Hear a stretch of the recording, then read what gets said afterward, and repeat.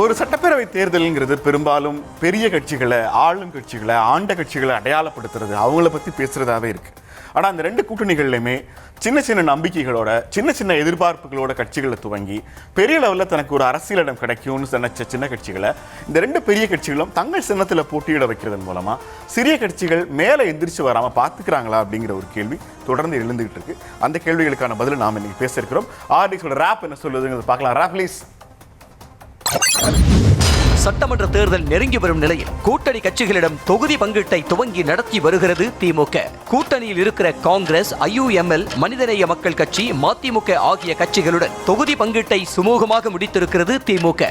ஆனால் சிறிய கட்சிகளை திமுகவின் உதயசூரியன் சின்னத்தில் நிற்க ஒப்பந்தம் போடப்பட்டுள்ளது. மனிதநேய மக்கள் கட்சி உதயசூரியன் சின்னத்திலும், மதிமுகவுக்கு ஒதுக்கப்பட்ட 4 தொகுதிகளில் 3இல் உதயசூரியன் சின்னத்திலும் மதிமுக போட்டியிட போகிறது. திமுகவில் இருக்கும் சிறிய கட்சிகள் தங்களுக்கான அடையாளத்தை நாளுக்கு நாள் இழந்து வருவதாக எதிர்க்கட்சிகள் விமர்சித்து வரும் நிலையில் இதுவே NDA கூட்டணி கட்சிகளின் பிரதான குற்றச்சாட்டாகவும் மாறியிருக்கிறது. திமுக கூட்டணியில் இருக்கும் கட்சிகள் மக்கள் பிரச்சனைக்காக பேசுவதில்லை, கொள்கை வழியில் ஒன்றாக இருப்பதாக சொல்லும் அந்த கட்சிகள் தங்கள் கட்சிகளை திமுகவுடன் இணைத்து விடலாமே என்று எடப்பாடி பழனிசாமி குற்றம் சாட்டியிருக்கிறார். இன்னொரு பக்கம் பாஜகவும் தங்கள் கூட்டணியில் இருக்கும் சிறு கட்சிகளை தாமரை சின்னத்தில் நிற்க வற்புறுத்துவதாக தெரிகிறது. இந்த சூழலில் சிறிய கட்சிகளின் அடையாளங்களை பெரிய கட்சிகள் அழிக்கிறதா என்ற தலைப்பில் விவாதம் செய்கிறது இந்த RDX.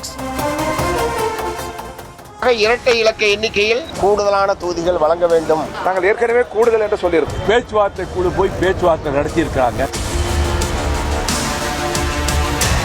4 சட்டமன்ற தொகுதிகள் ஒதுக்கப்படும் என்றும் உடன்பாடு ஏற்பட்டிருக்கிறது. ஒரு சுமூகமான உடன்பாடு ஏற்பட்டு நாங்கள் மகிழ்ச்சியோடு ஏற்றுக்கொண்டிருக்கோம். இதுதான் எங்க அரசியல். அதிகாரத்திலையும் பங்கு வரணும்னு நினைக்கிறோம். ஆட்சியில் பங்கு கிடையாது. செல்வ பெருந்தகை ஆப்சென்ட். காங்கிரஸ் கட்சியோட ஓட்டு தேவைப்படுதுல ஜெயிக்கிறதுக்கு. I don't care. இரட்டை இலக்க எண்ணிக்கையில் தொகுதியை பெற வேண்டும் என்பது எங்களுடைய முடிவு.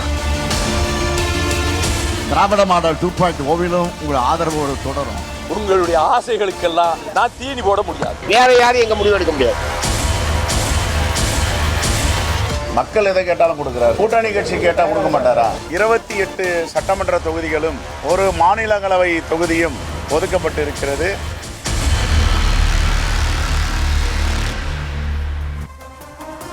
ஆபரேஷன் சக்சஸ், பேஷண்ட் என்ன ஆனாருங்கிற கேள்வியை நம்ம இன்று கேட்கிறோம். RDX எழுந்திருக்கிற முதல் பெருங்கேள்வி நம்ம பார்த்தலாம். இரட்டை இலக்க தொகுதிகளை கேட்ட மதிமுக உதயசூரியன் சின்னத்தில் நிற்பது பாஜக எதிர்ப்பிலா, திமுகவின் நிர்பந்தத்திலா? வைகோ என்ன சொல்லியிருக்காருன்னு பார்க்கலாம். Vaiko, video please. ஒப்பந்தம் செய்து கொண்டதில் மறுமலர்ச்சி திராவிட முன்னேற்ற கழகத்திற்கு 4 இடங்கள், 4 சட்டமன்ற தொகுதிகள் ஒதுக்கப்படும் என்றும் 3 தொகுதிகளில் உதயசூரியன் சின்னத்தில் போட்டியிடுவதென்றும், ஒரு தொகுதியில் மறுமலர்ச்சி திராவிட முன்னேற்ற கழகத்திற்கு ஒதுக்கப்படுகிற தனி சின்னத்தில் போட்டியிடுவதென்றும் உடன்பாடு ஏற்பட்டிருக்கிறது. திமுக கழகத்தினுடைய தலைவர் அவர்களும் அந்த உடன்பாட்டிலே கையெழுத்திட்டிருக்கிறார்கள். நானும் எங்கள் இயக்கத்தின் சார்பிலே அதிலே கையெழுத்திட்டு இந்த உடன்பாடு செய்யப்பட்டிருக்கிறது என்பதை நான் செய்தியாளர்களுக்கும் ஊடக நண்பர்களுக்கும் மகிழ்ச்சியோடு தெரிவித்துக் கொள்கிறேன்.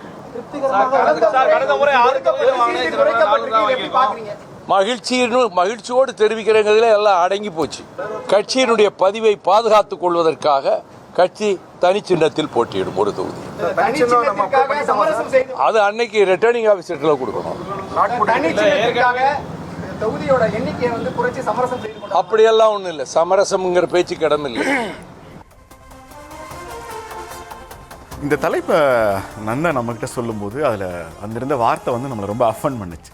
சிறு கட்சிகள்னு சொன்னாலும் மதிமுக ஒருபோதும் சிறு கட்சி இல்லை.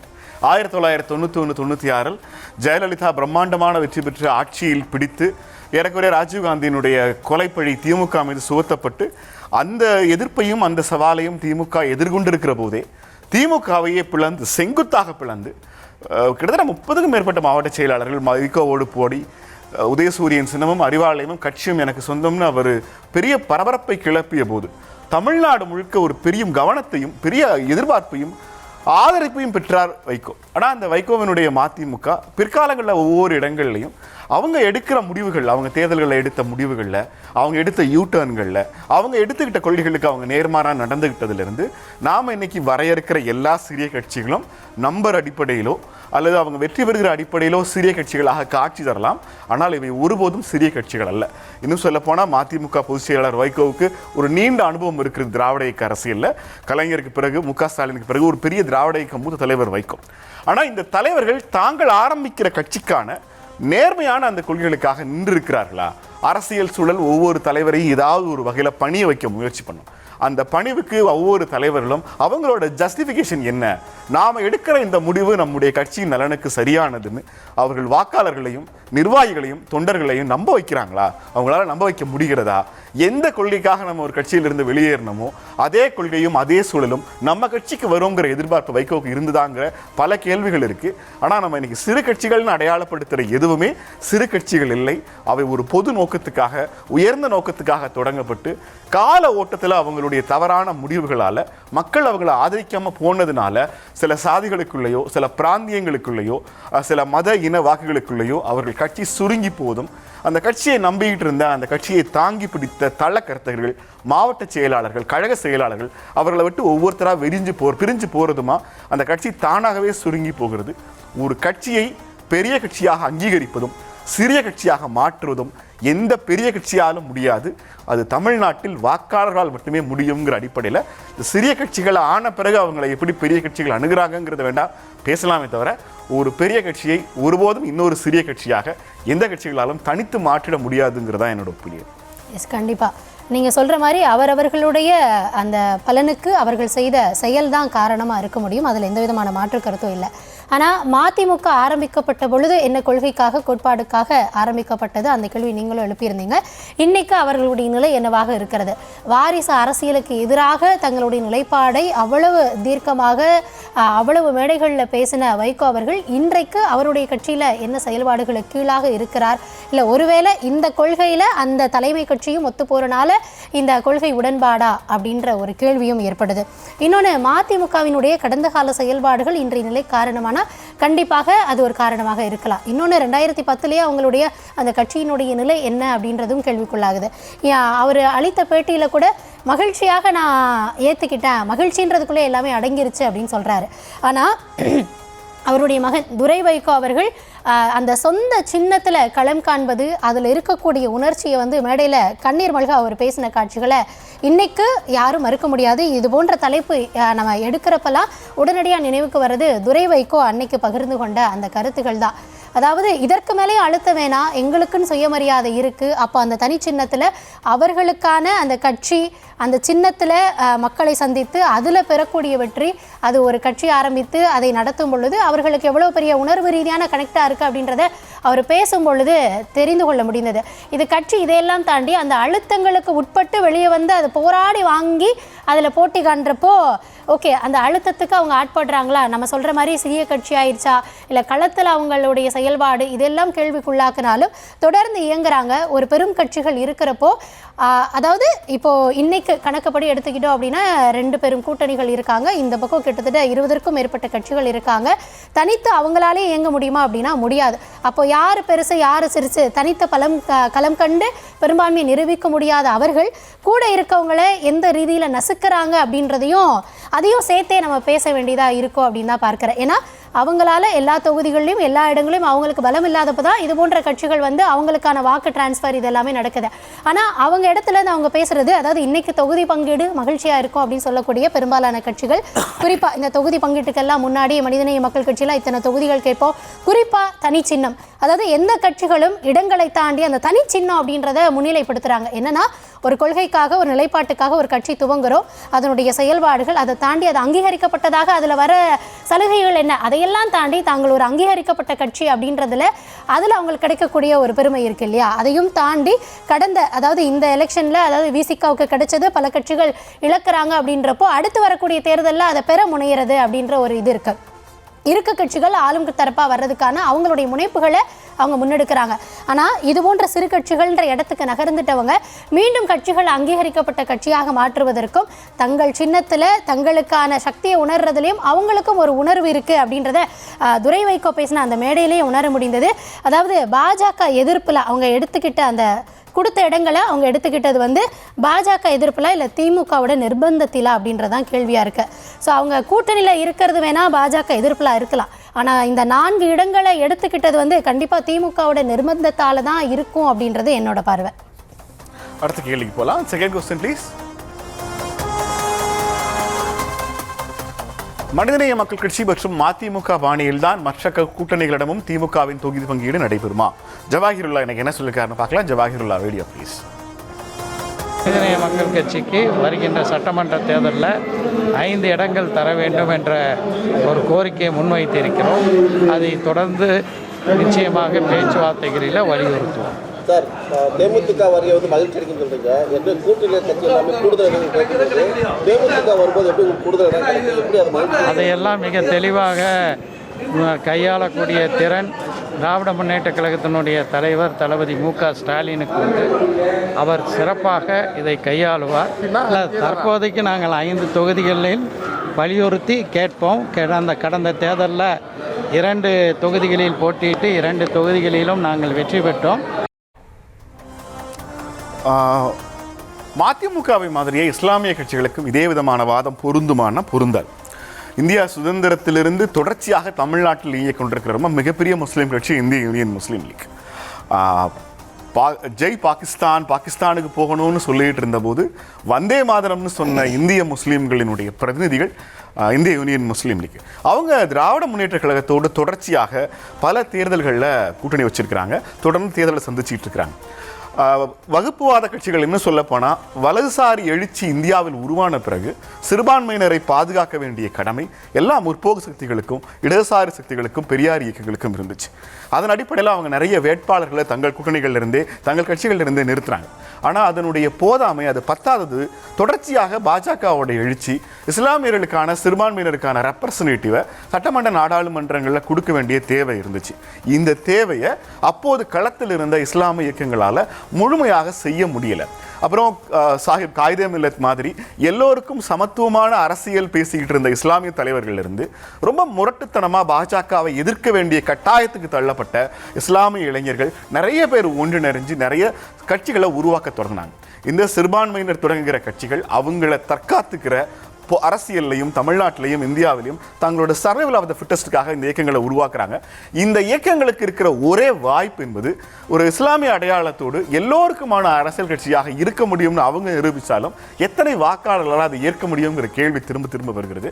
இஸ்லாமிய இயக்கங்களுடைய பலவீனம் என்பது அவர்களால் ஒருபோதும் பாஜக கூட்டணிக்கோ பாஜக இருக்கும் கூட்டணிக்கோ போய் சேர முடியாதுங்கிற புள்ளி தான். ஆனால் அதற்கு பிறகும் இஸ்லாமிய இயக்கங்களினுடைய தேவையும் இஸ்லாமிய இயக்கங்களினுடைய தலைவர்களுடைய பார்வையும் நிறைய உருவானுச்சு. ஜவாஹிருல்லா தொடர்ந்து எஸ்டிபிஐலிருந்து தொடர்ச்சியாக இந்த தலைவர்கள் உருவாகிட்டே போறாங்க. பல கட்சிகள் உருவாகிற போது 2 திராவிட கட்சிகள்லையுமே ஒரு பெரிய மாற்றம் நடந்திருக்கு. என்னன்னா எப்படியும் நம்ம கூட்டணியில் இருக்கிற கட்சிகளுக்கு இஸ்லாமிய கட்சிகளுக்கு நம்ம இடம் ஒதுக்க வேண்டி இருக்கிறதுங்கிறனாலேயே தொடர்ச்சியாக திமுகவிலேயே இஸ்லாமிய வேட்பாளர்களை நேரடியாக உதயசூரியனில் கட்சி சார்பாகவே களம் இறக்குவதே குறைஞ்சிருக்குங்கிறது ஒரு பெரிய புகார். ஆனால் தேசிய ஜனநாயக கூட்டணி ஆட்சிக்கு வந்த பிறகு கடந்த 12 ஆண்டுகளில் இஸ்லாமிய கட்சிகளினுடைய வளர்ச்சியும் பிரதிநிதித்துவம் தொடர்ச்சியாக எல்லா கட்சிகளிலையும் குறைந்து வருகிற போது அவர்களுக்கான சட்டமன்ற நாடாளுமன்ற பிரதிநிதித்துவத்தை உறுதி செய்வதற்காகவாவது அந்த கட்சிகளுக்கு கொடுக்கப்படுகிற எண்ணிக்கையை தாண்டி வெற்றி பெற வைக்கக்கூடிய சூழ்நிலையிலும் வெற்றி பெற வைக்க வாய்ப்பு இருக்கிற சின்னங்களையும் அவங்களை நிறுத்த வேண்டிய ஒரு என்ன சொல்றது ஒரு துரதிருஷ்டவசமான ஒரு சம்பவம் தான். ஆனால் இஸ்லாமிய இயக்கங்கள் இவற்றை ஒன்றிணைந்து அவங்க தனிப்பட்ட முறையில் அதை ஒரு எழுச்சிமிக்க சக்தியாக காட்டுவதற்கான வாய்ப்புகள் அவங்களுக்கு இருந்துச்சு. ஆனால் அதை அவங்க தவற விட்டாங்க. கிட்டத்தட்ட ஒரு 4-5 கட்சிகள் இப்போதே திமுக கூட்டணியில் இஸ்லாமிய அடையாளங்களோடய இருக்கிறாங்க. ஒவ்வொருவருக்கும் தனி சின்னம் கோருவதுங்கிறது வெற்றி வாய்ப்பை பாதிக்கும். அதனால் அவங்க உதயசூரியனை நிற்க வச்சிருக்காங்க நான் நினைக்கிறேன். இல்லை, இதுக்கு முன்னாடியும் தேர்தல்களில் இந்த கூட்டணிகள் அமைந்த பொழுது அவங்க நின்னாங்க. அதாவது இந்த முறை உதயசூரியனில் நிற்கிறதுனாலேயே இந்த வெற்றி வாய்ப்பு அவங்களுக்கு கிடைச்சிருமா அப்படின்றதும் கேள்விதான். கடந்த காலங்கள்லையும் கூட்டணி அமைக்கலையா நிற்கலையா அப்போ வந்து அந்த வெற்றி வாய்ப்பு அந்த சின்னத்தில் இருந்ததுனாலே கிடைச்சதா அப்படின்றதும் கேள்வியாக இருக்கும். மீண்டும் வர்றப்போ கேள்வி வந்து மனிதநேய மக்கள் கட்சி மற்றும் அதிமுக பாணியில் தான் மற்ற கூட்டணிகள் கிட்டேயும் திமுக தொகுதி பங்கீடு நடைபெறுமா? எப்பயும் அவங்க வழக்கம் போல் யாரெல்லாம் முன்னாடி அழைச்சி அவங்களுக்கு இடங்களை குறைவாக கொடுக்கறது மூலமாக அடுத்து வரக்கூடிய பேரங்களை நம்ம அப்படி தான் பண்ணுவோம் இல்லையா? கூப்பிட்டு ஒருத்தனை அடித்து அனுப்பணும் அப்படின்னா அடுத்து வரவன் அவனுடைய வாய்ஸை கொஞ்சம் கம்மியாக பேசுவான். அதன் பாணியில் தான் இதையும் நான் பார்க்குறேன். முதல்ல வரவங்களுக்கு இருக்கிற இடங்களே குறைச்சி கொடுக்கறது மூலமாக அடுத்து வரவங்களுக்கும் இதே தான், இந்த ஃபார்முலா தான் இந்த முறை அப்ளை ஆகும் அப்படின்ற விதத்தில் இன்னும் அடுத்ததாக வந்து விசிக இருக்குது, இன்னும் மக்கள் நீதி மையம் இருக்குது, இன்னும் தேமுதிக கூட இந்த முறை எத்தனை சீட்டுகள் அப்படின்றதுக்கு பிறகு தான் கூட்டணிக்கு வந்திருப்பாங்க அப்படின்னாலும் கூட அந்த இடங்களை வந்து இன்னும் வெளியே சொல்லாமல் இருக்கிறதுக்கு பின்னாடியும் இது போன்ற கட்சிகள் அவங்களுக்கு கொடுக்கக்கூடிய இடங்களை இந்த முறை குறைத்து தான் கொடுக்கணும் அப்படின்ற திட்டத்தில் ஏற்கனவே திமுக இருந்ததும் நம்மளால் தெரிஞ்சுக்க முடியுது. இன்னொன்று, இந்த சின்னத்தாலேயே அவங்களுக்கு வெற்றி கிடைக்குமா அப்படின்றது கேள்வி. அதாவது பிரதிநிதித்துவத்தை நாங்கள் தான் கொடுக்குறோம், எங்கதில் இருந்து தான் அது வருது அப்படின்றப்போ அவங்களுக்கு வேறு என்ன அப்படின்னா கொள்கை ரீதியாக முற்றிலும் முரணான ஒரு இடத்துல போய் அவங்களால நிற்க முடியுமா? நிற்க முடியாது. அதற்கான வாய்ப்பு இல்லை அப்படின்ற பட்சத்தில் அவங்க இந்த பக்கம் வர்றாங்க. அது அவங்களுக்கும் வேற வழி இல்லாமல் ஆகுது. அப்படி வர்றப்போ இவங்களுக்கு வேற வாய்ப்பு இல்லை அப்படின்றதையும் தெரிந்து கொண்டு அந்த இடத்துல நெருக்கி இவ்வளோதான் இடங்கள் அப்படின்னு கொடுக்குறப்போ தான் அந்த கேள்வி வந்து நசுக்கப்படுகிறதா, இது போன்ற கட்சிகளை இப்படி நடத்துகிறாங்களா அப்படின்ற பார்வையும் சேர்த்தே தான் இது போன்ற கண்டிஷன்ஸ் எல்லாம் எழுப்புது. ஆப்வியஸாக இனி வரப்போகிற கட்சிகள் கிட்டையும் தொகுதி பங்கீடு இப்படி தான் இருக்க போகுது. ஏன்னா ஏற்கனவே கம்யூனிஸ்ட் இன்னும் பிற கட்சிகளும் இரட்டை இதில் இலக்கத்தில் தான் கேட்க போகிறோம் அப்படின்றாங்க. சென்ற முறையும் அந்த குரல் இருந்தது, அப்பயும் கம்மியாக தான் கொடுக்கப்பட்டது. இந்த முறை அதற்கும் குறைவாக கொண்டு வருவாங்களா அப்படின்றது தான். ஆனால் கொண்டு வருவோம் அப்படின்ற செய்தி தான் இதற்கு முன்னாடி நடைபெற்ற அந்த தொகுதி பங்கீட்டில் திமுக மற்ற கட்சிகளுக்கு கன்வே பண்ணியிருக்காங்க அப்படின்னு நான் நினைக்கிறேன். இதில் இன்னொரு முக்கியமான கோணம் அப்படிங்கிறது தனிப்பட்ட தலைவர்களுடைய ஆளுமை. ஒரு தலைவர் அவர் ஆளுமையாக எந்திரிச்சு நிற்கிறது. இன்னொன்று, அந்த தலைவர்கள் ரெப்ரசன்ட் பண்ணுற சமூகங்கள் அதிகாரத்தை அடைந்திருக்கிறார்களா? இப்போ நாம் சொன்ன சிறு கட்சிகள் பட்டியலில் ஒருபோதும் சேர்க்க முடியாத, ஆனால் சிறு கட்சிகள் ஃபாலோ செய்ய வேண்டிய ஒரு உதாரணம் நான் சொன்னால் விடுதலை சிறுத்தைகள் சொல்கிறேன். விடுதலை சிறுத்தைகள் கட்சி 2019 2 நாடாளுமன்ற தேர்தலில் நிற்கிறாங்க. ஒருத்தர் ரவிக்குமார், இன்னொருத்தர் திருமாவளவன். ரவிக்குமார் உதயசூரியன்லையும் திருமாவளவன் சொந்த சின்னத்திலையும் நிற்கிறார். கிடைச்சது 2 தொகுதினாலும் நான் தலைவர், நான் வந்து இன்னொரு தொகுதியில் இன்னொரு சின்னத்தில் என்னால் நிற்க முடியாது, ஆனால் நான் வந்து பானையில் நிற்கிறேன். பானையா ஏனியான்னு எனக்கு ஞாபகம் இல்லை. இன்னொரு ரவிக்குமார் வந்து பானை, இன்னொரு வந்து ரவிக்குமார் வந்து சூரியனில் நிற்கிறார் விழுப்புரம்ல. அடிப்படையில் கொடுக்கப்பட்ட அந்த 2 தொகுதிகளையும் வென்று காட்டுகிறது விசிக. இந்த வெற்றிக்கு பிறகு விசிக தமிழ்நாட்டில் அதிகாரத்திற்கு வர வாய்ப்பில்லாத பட்டியலின சமூகங்களை ஒருங்கிணைக்கிறது. அவங்க நம்புகிற பாச எதிர்ப்பு கொள்கையில் தொடர்ச்சியாக 5 மாநாடுகள், ஒரு கட்சி இத்தனை மாநாடுகளை அவங்க நம்புற கொள்கைக்காக நடத்தினது. 234 தொகுதிகளாக மாவட்டங்களாக பிரித்து மாவட்ட செயலாளர்களை செஞ்சது. தொடர்ச்சியாக திருமாவளவனுடைய தனித்த உழைப்பு மட்டுமே தொடர்ச்சியாக 2019, 21, 24 இந்த 3 தேர்தல்களையும் ஒரு மிகப்பெரிய வெற்றி பாதைக்கு நான் அழைச்சி செஞ்சுட்டு இருக்கேன். கடந்த முறை 6 சட்டப்பேரவை தொகுதிகளில் 4 தொகுதிகளில் அவங்க ஜெயிச்சிருக்கிறாங்க. இதில் முக்கியமான ஒன்று, பட்டியலின சமூகங்களுக்கு ஒதுக்கப்படாத பொது தொகுதியில் நின்று 2 பேரை வெற்றி பெற வைத்து அனுப்பியிருக்கிறார் திருமாவளவன். உள்ளாட்சி தேர்தல்களிலும் விசிகாவினுடைய பங்கு கணிசமாக இருக்கிறது. இந்த உழைப்பும் திருமாவளவனுடைய தனித்த ஆளுமையும், அவருடைய ஓட்டுநர் ஒருவர் பேசிட்டு இருந்தார் இன்டர்வியூவில். ஒரு 5 நாட்கள் தொடர்ச்சியாக வண்டியில் டிராவல் பண்ணிட்டே இருக்காரு. கல்யாணம், சாவு, காது குத்து, கட்சி நிகழ்ச்சின்னு. இந்த கடினமான உழைப்பு தான் திமுக கூட்டணியில் இருந்தாலும் திரும்ப திரும்ப விசிகாவுக்கு கூடுதல் தொகுதிகள் கொடுக்கப்பட வேண்டும்ங்கிற குரலை திமுகவுக்கு வெளியிலையும் விசிகாவுக்கு வெளியிலையுமே பேச ஆரம்பிக்கிறாங்க. இப்போ இந்த சிறு கட்சிகளினுடைய பட்டியலில் இந்த விஷயத்தை நம்ம சொல்லியே ஆகணும். கடந்த 3-4 தேர்தல்களில் தான் கொண்ட கொள்கைக்காக விசிகா உறுதியாக நிற்பதும், திருமாவளவனுடைய கடினமான உழைப்பும், புதிய கட்சிகளாக வந்த தாவேகாவையும் நாம் தமிழரையுமே RSS பிள்ளைகள்னு சொல்லி எதிர்கால அரசியலுக்கான வாய்ப்புகளையும் இழுத்து மூடியிருக்கிறார் திருமாவளவன். அப்படி பார்க்கிற போது புதிதாக இணைந்த கொள்கைக்கான கூட்டணின்னு நாம சொல்லிட்டு இருக்கிற போது தேமுதிகவுக்கு ஒதுக்கப்படுகிற எண்ணிக்கையை விட விசிகாவுக்கான எண்ணிக்கை குறைவாக இருந்தால் அது திமுக கூட்டணியில் விசிகாவுக்கு இழைக்கப்படுகிற அநீதியாக மட்டுமே பார்க்கப்படும். எந்த அடிப்படையிலும் அதற்கு பிறகு திமுக கூட்டணியை நம்ம கொள்கை கூட்டணின்னு சொல்ல முடியாது. அதன் அடிப்படையில் இந்த சின்ன கட்சிகள் அப்படிங்கிறது எதன் அடிப்படையில் எப்படி டிராவல் பண்ணணுங்கிறதுக்கான சிறந்த வாழ்வியல் உதாரணமாக விசிகாவும் அதன் தலைவர் திருமாவளவனும் இருக்கிறாரு. இந்த தொகுதி பங்கீட்டில் சிறு கட்சி அடையாளங்களை அளிக்கிறதா பெரிய கட்சிகள் அப்படின்ற தலைப்புகளாக பேசிட்டு இருக்கோம். விசிகா தொடர்பாக சில விஷயங்களை சொல்லியிருந்தாங்க. எஸ், ஒரு கட்சியாக விசிகாவினுடைய செயல்பாடு இருக்கக்கூடிய சிறு கட்சிகள் எப்படி நடந்து கொள்ளணும் அதற்கெல்லாம் உதாரணம். ஆனால் கடந்த காலங்களில் கூட்டணியில் இருக்கக்கூடிய கட்சிகளை திமுக தலைமை, குறிப்பாக ஸ்டாலின் அவர்கள் பாஜக பாணியில் கையாள்வார் அப்படின்றத அவரே பேசி இருக்கக்கூடிய காட்சிகளும் இருக்கிறது. சென்ற முறை தொகுதி பங்கீட்டில் விசிகாவினுடைய அந்த வேற வலிமை எப்படி எந்த நேரத்தில் முறியடிக்கப்பட்டது, அந்த இடங்களை அவங்க எப்படி ஏற்றுக்கிட்டாங்க அப்படின்றதையும் பார்த்துருக்கோம். இந்த முறை நீங்கள் சொன்ன மாதிரியே புதிதாக வரக்கூடிய கட்சிகளை காரணம் காமிச்சே அவங்களுக்கும் இடங்கள் ஒதுக்கணும் அப்படின்ற இடத்துல இந்த பக்கம் தொடர்ச்சியாக ஏற்கனவே இத்தனை ஆண்டுகளாக உங்களுக்கு பக்கபலமாக இருந்து அத்தனை அரசின் மீது விழக்கூடிய அனைத்து விமர்சனங்களையும் தங்கள் பால் ஏற்றுக்கிட்டு ஒவ்வொன்றுக்கும் பதில் சொல்லிட்டு பல இடங்களில் குரல்கள் இவங்க தரப்புல இருந்து அதிகமாக ஒலிக்கும்னு மக்கள் எதிர்பார்க்கிறப்ப கூட உங்கள் ஆட்சிக்கு கலங்க வந்துடக்கூடாது, விமர்சனங்களை நாமளும் பகிரங்கமாக வச்சு அதில் எதுவும் மனக்கசப்பு வந்துடக்கூடாதுன்னு கொஞ்சம் குரல்களை அடக்கியே கூட பேசியிருக்காங்க. அப்படி எல்லா தருணங்களையும் உடன் இருந்த கட்சிகளுக்கு அவங்கள விட கம்மியாக கொடுத்தா கண்டிப்பாக முரண்பாடு ஏற்படுமானா அவங்க அதாவது விசிகாவுக்கு இவ்வளோ தரணும் அப்படின்னு பொதுவெளியில் நமக்கு எதிர்பார்ப்பு இருக்குது, இவ்வளோ தர்றதுக்கு அவங்க டிசர்விங் அப்படின்றதும் நமக்கு தெரியுது. ஆனால் கூட்டணியில் இருக்கக்கூடிய கட்சியை வளர்த்து விடுறதுக்கோ இல்லை அவங்க இவ்வளோ டிசர்விங் அதுக்காக கொடுக்குறோம் அப்படின்ற இடத்துக்கோ திமுக தலைமை ரெடியாக இருக்கா அப்படின்றதா ஒரு கேள்வி. இன்னொன்று விசிகாவை பொறுத்த வரைக்கும் இரட்டை இலக்கங்களை தொகுதிகளை கேட்பாங்களா, அவங்களுடைய டிமாண்ட் என்ன அப்படின்றதெல்லாம் தாண்டி நம்ம பார்வையில் தேமுதிகவை விட அதிகமான இடங்கள் அப்படின்றதெல்லாம் தாண்டி விசிகா அவங்க செஞ்ச களப்பணிக்கு அவங்களுக்கான இடங்கள் ஒதுக்கப்படுமா அப்படின்றதே ஒரு கேள்வியாக தான் இருக்குது. என்ன இன்னும் வேணால் 1 சீட் 2 சீட் தருவாங்களா, இல்லை காங்கிரஸ் அவங்க செஞ்ச களப்பணிக்கே 3 இடங்கள் அதிகமாக தரப்படுது அப்படின்றப்போ ஒரு ராஜ்யசபாவும் தரப்படுது அப்படின்றப்போ விசிகாவுக்கு எத்தனை இடங்களில் தரப்போகிறாங்க அப்படின்றது கேள்வி.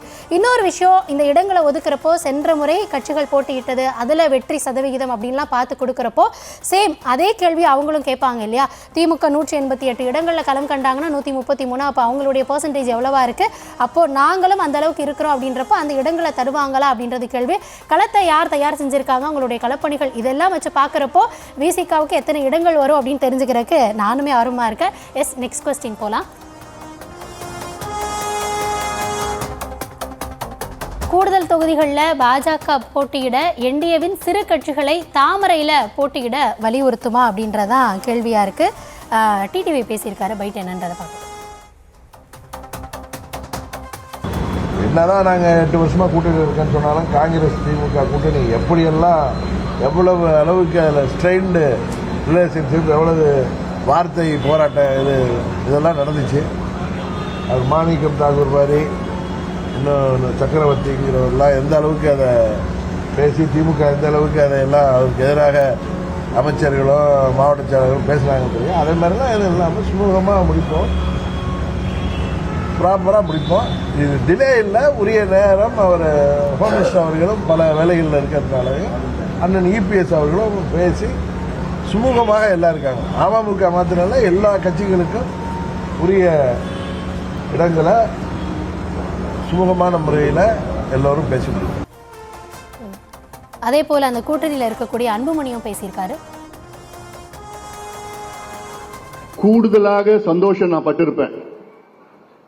எப்படி தெரியுமா, நம்ம கட்சி ஒரு 34 எம்எல்ஏ என்ன தேர்வு செஞ்சிருந்தா இதை விட ஒரு சந்தோஷம் ஏதாவது இருக்குமா? இன்னைக்கும் நம்ம மற்றவங்களை நம்ம எதிர்பார்க்கிற நிலையில நம்ம இருக்கிறோமே. நம்ம கட்சிக்கு 37 வயசாகுது. நமக்கு என்ன இல்லை, நமக்கு எத்தனை கொள்கை, நமக்கு இன்னைக்கு இருக்கிற கட்சியிலே மிகச்சிறந்த கொள்கை நம்ம கிட்ட தான் இருக்கு. மிகப்பெரிய செயல் திட்டம் நம்ம கிட்ட தான் இருக்கு. தொலைநோக்கு பார்வை நம்ம கிட்ட தான் இருக்கு. இளைஞர்கள் நம்ம கிட்ட தான் இருக்கிறோம். எத்தனை போராட்டங்கள், நீங்க எல்லாம் போராளிகள்.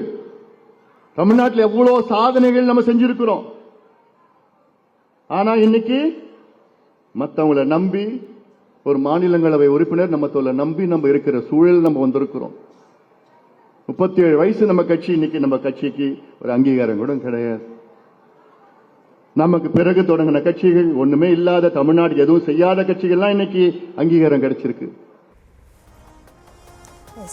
தொடர்ச்சியாக அந்த பக்கம் எப்படி பேசுகிறோமோ அதே மாதிரி இந்த பக்கம் பாமக அதனுடைய செயல்பாடுகள் தொடர்ச்சியாக களத்தில் எந்த ஒரு பிரச்சனை அப்படின்னாலும் அதை அட்ரஸ் பண்ணுறதோட மட்டும் இல்லாமல் அதற்கான மாற்று தீர்வாக என்ன இருக்கோ இதை மாற்றி இதை செய்கிறது மூலமாக எப்படி விளைவுகளை மாற்ற முடியும் அப்படின்ற ஒரு மாற்று நடவடிக்கையும் முன்வைக்கக்கூடிய ஒரு கட்சியாக பாமக தொடர்ச்சியாக பார்க்குறோம்.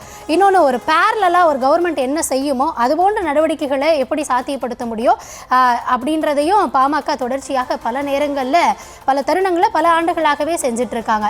இன்னொன்று, துல்லியமாக ஒரு அறிக்கை வெளியிடுறது மூலமாகவோ சமூகத்தை களத்தில் எந்த தரப்பில் எந்த பிரச்சனைனாலோ அதை அடையாளப்படுத்தி ஒரு எதிர்க்கட்சியாக அவங்க தரப்பில் நம்ம என்ன எதிர்பார்ப்போம், மக்களோட பிரச்சனைகளை அவங்க குரலாக அவங்க ஒழிக்கணும் அப்படின்றதுல. ஸோ பாமக அதை தொடர்ச்சியாக செஞ்சுட்டு வருது அப்படின்றதையும் பார்க்க முடியுது. கண்டிப்பாக அந்த பக்கம் வந்து காங்கிரஸுக்கு ஒதுக்கப்பட்டப்போ, அந்த ராஜ்யசபா கொடுக்கப்பட்டப்போ காங்கிரஸில் இருக்கக்கூடிய நிர்வாகிகள் சொன்னது அதான். அதாவது இத்தனை இடங்களை எங்களுக்கு கொடுத்துட்டா அதை நாங்களே வெற்றி கண்டு அந்த ராஜ்யசபா எம்பி எங்களாலேயே அந்த இடத்தை உருவாக்கிக்க முடியும் அப்படின்றது. அதே மாதிரியான ஒரு கருத்து தான் இந்த கூட்டணியில் இருந்து ஒழித்திருக்கிறது. தொடர்ந்து பாமக அதனுடைய செயல்பாடுகள் அதையெல்லாம் வச்சு இந்த முறை எத்தனை இடங்கள் வரும் அப்படின்ற எதிர்பார்ப்பு அவருக்கும் இருக்குது. அதே மாதிரி டிடிவி சொன்னது என்ன அப்படின்னா, அந்த பக்கம் தொடர்ந்து குழப்பங்கள், எத்தனை இடங்கள் எங்களுக்கு வேணும், இத்தனை பகீரதத்துக்கு பின்னாடி தான் ஒரு 3 இடங்கள் கிடைக்கும் அப்படின்ற பட்சத்தில் இந்த பக்கம் கூட்டணியை பொறுத்த வரைக்கும் சுமூகமாக நடக்கும். 2 தலைவர்களும் பேசுவாங்க, பேசி யாருக்கு எத்தனை இடங்கள் அப்படின்றதுல பேச்சுவார்த்தை போயிட்டு இருக்கு, அதன் அடிப்படையில் கிடைக்கும் அப்படின்றத சொல்லியிருக்காங்க. பாஜக போட்டியிட என்டிஏவோட சிறு கட்சிகளை தாமரையில் போட்டியிட வற்புறுத்துமா? அதாவது இதற்கு முன்னாடி நடைபெற்ற தேர்தலில் எந்தெந்த கட்சிகள் எந்த சின்னத்தில் இருந்தாங்க அப்படின்ற அந்த டீட்டெயிலை பார்த்துட்டோம் அப்படின்னா இந்த முறை எப்படி இருக்கும் அப்படின்றத நம்ம பேசலாம். எஸ், 2021 சட்டப்பேரவை தேர்தலில் உதயசூரியன் சின்னத்தில் அந்த கூட்டணியில் இருந்த கட்சிகள் உதயசூரியன் சின்னத்தில் போட்டிக்கிட்டு இருக்காங்க. மதிமுக, கொங்கு நாடு மக்கள் தேசிய கட்சி, மனிதநேய மக்கள் கட்சி, அனைத்து இந்திய ஃபார்வர்ட் பிளாக், ஆதி தமிழர் பேரவை, மக்கள் விடுதலை கட்சி, தமிழக வாழ்வுரிமை கட்சி, இவங்க எல்லாமே உதயசூரியனில். அதே போல் இந்த பக்கத்தில் இரட்டை இலை சின்னத்தில் சென்ற தேர்தலில் யாரெல்லாம் போட்டியிட்டாங்க அப்படின்னா, தமிழ் மாநில காங்கிரஸ், அனைத்து இந்திய மூவேந்தர் முன்னணி கழகம், மூவேந்தர் முன்னேற்ற கழகம், பசும்பொன் தேசிய கழகம், பெருந்தலைவர் மக்கள் கட்சி, புரட்சி பாரதம் கட்சி, தமிழக மக்கள் முன்னேற்ற கழகம். ஸோ இவங்க எல்லாம் இரட்டை இலையில் போட்டிக்கிட்டு இருக்காங்க. எனக்கு தெரிஞ்சு இந்த முறை இடங்கள் ஒதுக்கப்படும் பொழுது பாஜக கூடுதலாக கேட்குறாங்க அப்படின்னா, ஒட்டுமொத்தமாக ஒரு 35-30 தராங்க அப்படின்னா, அப்போ இவங்க எல்லாரையுமே கூட ஒருவேளை தாமரையில் போட்டியிடுங்க அப்படின்னு சொல்லுவாங்களான்றது தெரியல. ஆனால் இருக்கக்கூடிய கட்சிகள் உடன்பாடு எங்கே எட்டப்பட்டிருக்கு, யாரோட பேசி உடன்பாடிக்கை ஏற்பட்டாங்களோ அந்த தரப்பில் போட்டியிடுவதற்கான வாய்ப்புகள் இருக்குமோ அப்படின்னு நான் நினைக்கிறேன். இதில் எனக்கு ஒரு மாற்று கருத்து எங்கே வருதுன்னா, நல்லா கவனித்து பார்த்தீங்கன்னா, ஒரு பிராந்தியத்தில் ஒரு ஏரியாவில் செல்வாக்கு மிக்கவராக இருக்கலாம், ஒரு மதத்தில் இல்லை ஒரு ஜாதியில் செல்வாக்கு மிக்கவராக இருக்கலாம். தமிழ்நாட்டோட சமூக நீதிங்கிறது 2000 ஆண்டுகளாக அதிகாரத்துக்கு வராத சமூகங்களை கை தூக்கி விடுறது. அதற்காக உழைக்கிற எல்லா கட்சிகளும் சமூக நீதி கட்சிகள் தான். ஆனால் அது மட்டுமே சமூக நீதி கட்சிக்கான வரையறை அல்ல. இன்னொரு ஜாதியை, இன்னொரு மதத்தை எதிர்க்க வெறுக்க சொல்லிக் கொடுக்கப்படுகிற ஒவ்வொரு கொள்கை இருக்கிற கட்சியும் ஒருபோதும் சமூக நீதி கட்சியாக ஏற்க முடியாது. நம்ம ஜாதியிலிருந்து பிள்ளைங்க மேலே வரணுங்கிற மாதிரியே இதுவரை வராத சாதிகளிலிருந்தும் பிள்ளைங்க மேலே ஏறி வரணுங்கிற பார்வை தமிழ்நாட்டில் யாருக்கெல்லாம் இருக்கிறதோ அவர்களை மட்டும்தான் நம்ம சமூக நீதி கட்சிகளாக சொல்ல முடியும். திமுக கூட்டணியில் இருக்கிற ஒரு முக்கியமான அம்சத்தை இங்கே குறிப்பிட விரும்புகிறது வந்து, அந்த திமுகவோடு பேச்சுவார்த்தை நடத்தி கொண்டிருக்கிற காங்கிரஸ் கட்சியினுடைய தலைவர் செல்ல பெருந்தகை, விடுதலை சிறுத்தைகள் கட்சி தலைவர் தொல் திருமாவளவன், இந்திய கம்யூனிஸ்ட் கட்சியினுடைய மாநில பொதுச் செயலாளர் வீரபாண்டியன், மார்க்சிஸ்ட் கம்யூனிஸ்ட் கட்சியினுடைய மாநில பொதுச் செயலாளர் சண்முகம், இவங்க 4 பேருமே ஒடுக்கப்பட்ட சமூகங்களிலிருந்து எழுந்து வந்து அவங்க கொண்ட கொள்கைக்காக அந்தந்த பதவிகளை அடைஞ்சிருக்கிறாங்க. அவங்க திமுக கூட்டணியில் பேசுகிற போதோ, திமுகவுடன் அவர்களுக்கு உரசல் வருகிற போதோ, திமுக ஆட்சியின் அவலங்களை அவங்க விமர்சிக்கிற போதும், இவை எல்லாமே ஒரு பொது புள்ளியில் பாஜகவை எதிர்க்கணுங்கிற ஒற்றை புள்ளியில் வலதுசாரி சித்தாந்தத்தை, மதவாதத்தை தமிழ்நாட்டில் அனுமதிச்சிடக்கூடாதுங்கிற புள்ளியிலிருந்து அந்த சமரசத்தை பண்ணிக்கிறாங்க. இன்னொரு பக்கம், என்னுடைய ஜாதி பெருசு, என் ஜாதிக்கு நான் கட்டின கோயிலில் வேற யாரையும் உள்ள விடமாட்டேங்கிற ஒரு குரல் எந்த சின்னத்திலும் போட்டியிடலாம். அது தாமரையிலும் போட்டியிடலாம், இரட்டை இலையிலும் போட்டியிடலாம், எந்த பிரச்சனையும் கிடையாது. அவை சிறு கட்சிகளா பெருகட்சிகளா என்கிற பேச்சே தேவையில்லை. தமிழ்நாட்டின் அமைதியை, சமூக நீதியை, பிளவுவாத அரசியலை எதிர்க்கிறவர்களுக்கு தான் அந்த கட்சிகள் வளரணுங்கிற ஆசை. எல்லா விதமான மதவாத விஷயங்களுக்கும் துணை போகிற கட்சிகள் எந்த சின்னத்திலும் தாராளமாக நிற்கலாம். அது குறித்து தமிழ்நாட்டு மக்களுக்கு எந்த கவலையும் இல்லை. அவங்க யாருக்கு வாக்களிக்கணும்னு நினைக்கிறாங்களோ அவங்க தாராளமாக வாக்களிப்பாங்க.